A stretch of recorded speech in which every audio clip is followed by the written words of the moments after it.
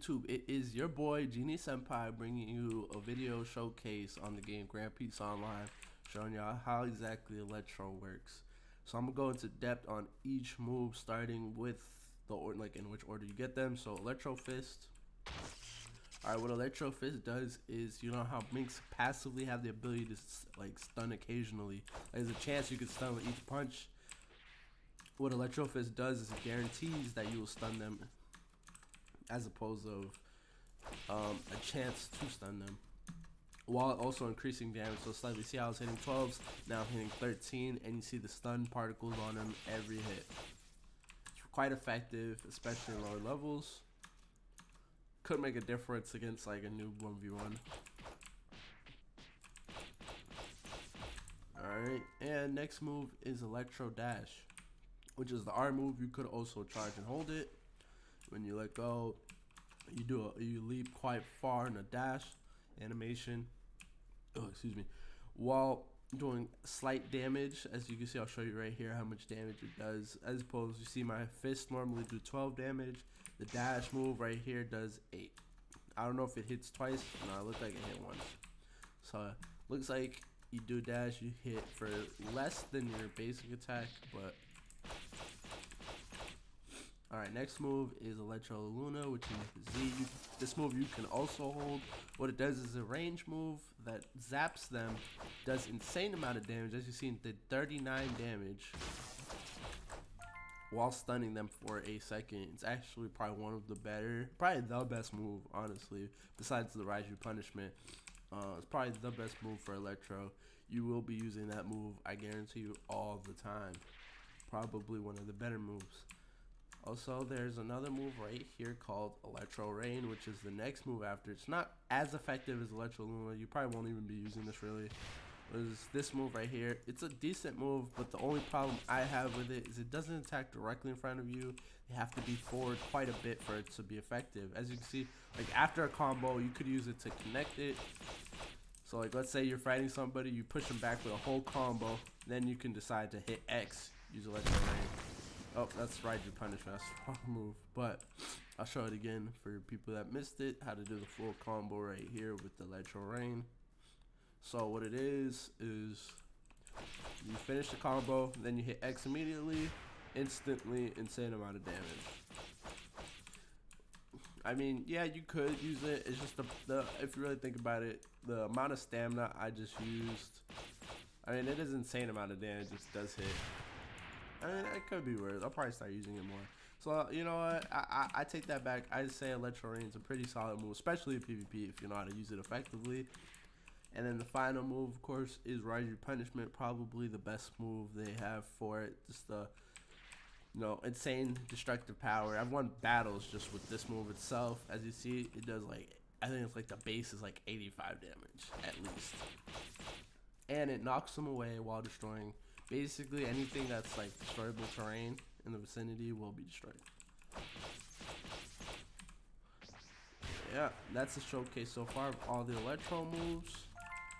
They are quite good, honestly. I really suggest that you go for it. I'm gonna show you my stats right now. You need at least 95 mastery to have all the moves with Electro, which is Raiju Punishment. So let's say you finally decide to get Electro, be sure to save at least 95 points for it if you want all the moves. And think accordingly to how much points, because you only get 3 points per level, and the level cap currently is 105. So, you know, think effectively on how to use it. I do suggest using Strength because Electro Mastery does not affect the melee damage of this. It's sadly, it's still connected to the strength stat instead of Electro Mastery, which hurts. Because I hate how, like, Sword Mastery, you're able to use damage. It does damage for sword, melee, and the skills. I don't get why Electro Mastery can't be the same, but I get it. I mean, it's mainly skill-based damage anyway. So, next I'm going to go over the game passes that we have in the game. So, I'll start with the most basic game passes, the emotes. So if you go to the emotes, they'll tell you, if you go in the description of each emote pack, it'll tell you commands for each one, as you can see right here. Like you see, and they also have little music with it. Like, yeah, honestly, they're really cheap. The first 2 packs are 75 Robux, and the last one's 125 because I think it has more in-depth animations. Next game pass is Devil Fruit Notifier. I'm gonna go more into detail on how that works.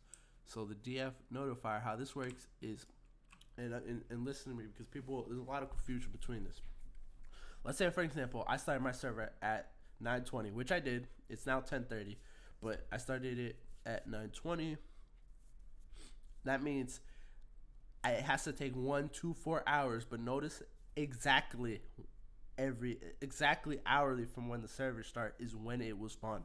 So let's say I started it at 9:20 in the morning.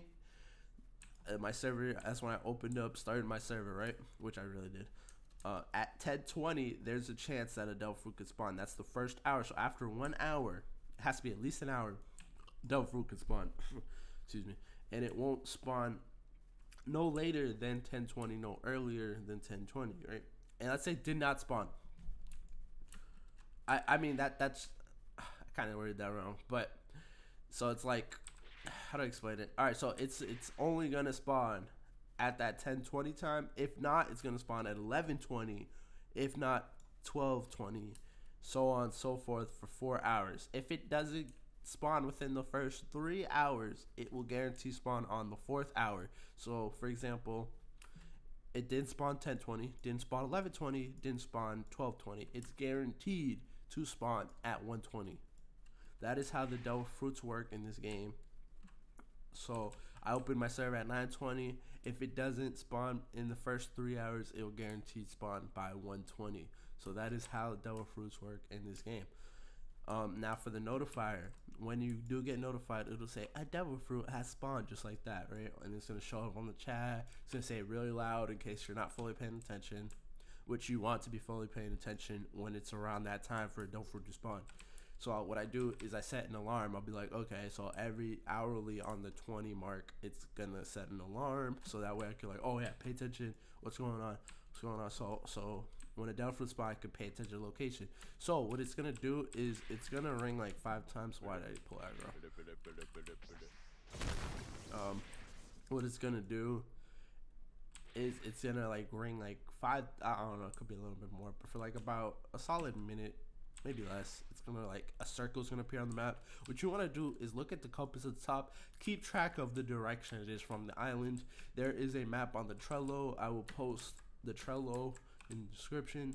Use that map to guide you and try to, knock off which islands it could possibly be from. So like, that's how I do it. Honestly, there's probably different ways to do it, but like, let's say for example there was one right here. Excuse me. There's one like the other day, was one like southwestish right here from this island. It took me a while, but I had to like factor in what islands are in that direction. For example, if we're facing this way, oh, they added a compass to the map finally.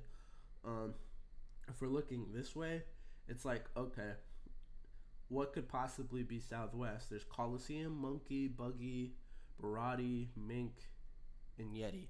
It ended up being Yeti. So if you go all the way southwest, all the way at the end, I had to check every island in that direction.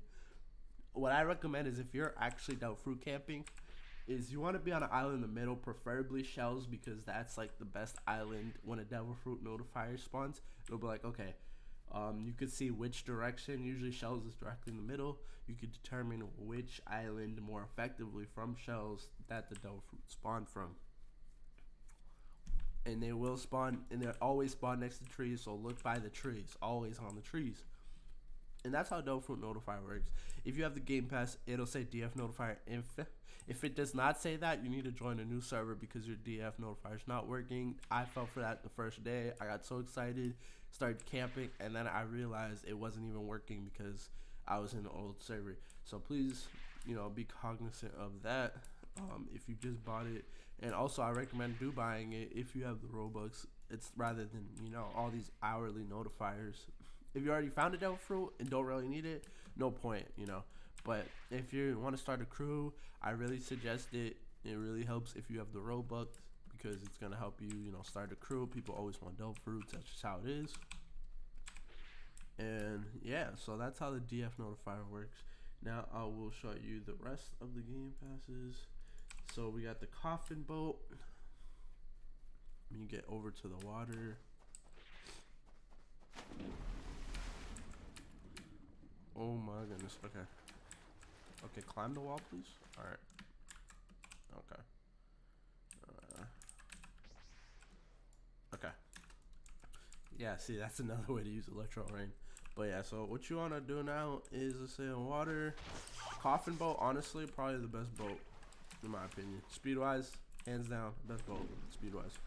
Look at this, and I got my flag for my crew that I recently just started. If you want to join my crew, you know, join my Discord. I'll drop the link for my Discord in the description. Feel free to join it if you want to join my crew. I will be helping people in my crew find devil fruits. After I find myself one, I only been finding suitcase. It's really unlucky, but yeah, I'll keep looking for devil fruits and helping people out. So that's how the coffin boat works. Devil fruit bag, I would show you how it works, but I don't have a devil fruit currently. I did have a suitcase in my bag, but I gave it away. So what that is you could store, like when you first get a devil fruit, it's gonna be on your toolbar. The only way to store it in your backpack or inventory is you need that Game Pass devil fruit bag. You can hold one of each devil fruit in your inventory, which is really good. And then there's a private server Game Pass. This is currently my private server.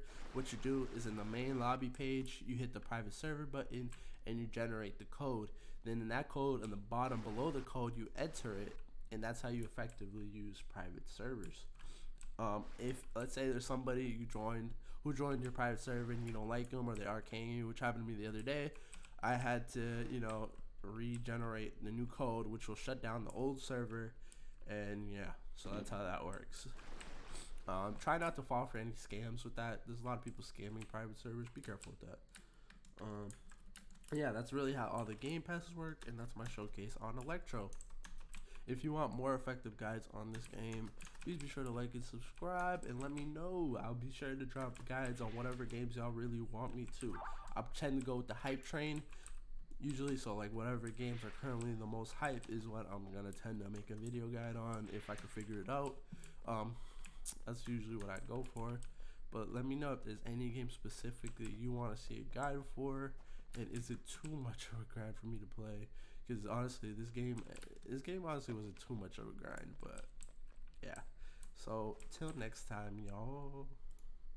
Estelle, we about to get down. We're the hottest in the world right now. Just touched down in London town. Bet they give me a pound. Tell them put the money in my hand right now. Set up a motor, we need more seats. We just sold out all the floor seats. No interview with the enemy, cause I will only make enemies.